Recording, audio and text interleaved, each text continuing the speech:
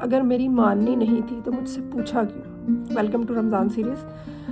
کیونکہ رمضان میں ہمیں صرف عبادت نہیں کرنی، عادتیں بھی بدلنی ہیں، اور اس سلسلے میں آج بات کریں گے ہم مشورہ دے کر اس کو حکم کا درجہ دے دینے کی عادت کے بارے میں۔ یہ جملہ اکثر لوگ بولتے ہیں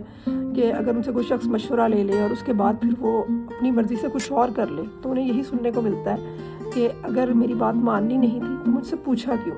حالانکہ مشورہ بذات خود ایک اچھی چیز ہے، اور کوئی ہم سے مانگے یا ہمیں کسی سے لینا ہو تو دونوں کے اوپر یہ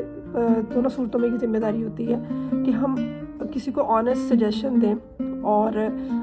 وہ چیز بتائیں جس میں دوسرے کی بہتری ہو۔ لیکن اس کا یہ مطلب قطعاً نہیں ہے کہ دوسرے شخص کے اوپر یہ فرض ہو گیا کہ اگر اس نے آپ سے مشورہ مانگ لیا ہے تو اب اسے وہی کرنا ہے جو آپ نے کہا ہے، اور اگر اس نے ایسا نہیں کیا تو اس کو اپنے آپ کے لیے ڈس رسپیکٹ فیل کرنا، اپنی انا کا مسئلہ بنا لینا۔ اور اگر بڑے ہیں، جس طرح کوئی ٹیچر ہے، پیرنٹس ہیں، اگر ان سے کسی نے مشورہ لے لیا ہے تو وہ اس چیز کو سمجھے کہ اب ہماری نافرمانی کی گئی ہے یا یہ فرما برداری کا مسئلہ بن گیا ہے، ہمیں حیثیت نہیں دی گئی۔ تو ایسا ہرگز نہیں ہے، کیونکہ نبی کریم صلی اللہ علیہ وسلم کی زندگی کو اگر ہم دیکھیں تو ایک واقعہ ہے جس کا مفہوم ہے کہ آپ صلی اللہ علیہ وسلم کے پاس ایک صحابی آئے اور انہوں نے کھجور کی کلم لگانے کے بارے میں مشورہ کیا۔ تو نبی کریم صلی اللہ علیہ وسلم نے جو مشورہ دیا اس کے مطابق جب وہ فصل اتنی اچھی نہیں ہوگی اور پھل کم ہوا تو آپ صلی اللہ علیہ وسلم نے کیا فرمایا کہ اگر میں دینی معاملات میں تمہیں کچھ کرنے کو کہوں تو تم پہ یہ فرض ہے کہ تم اس کام کو کرو، اور جس سے روکوں اس سے رکو،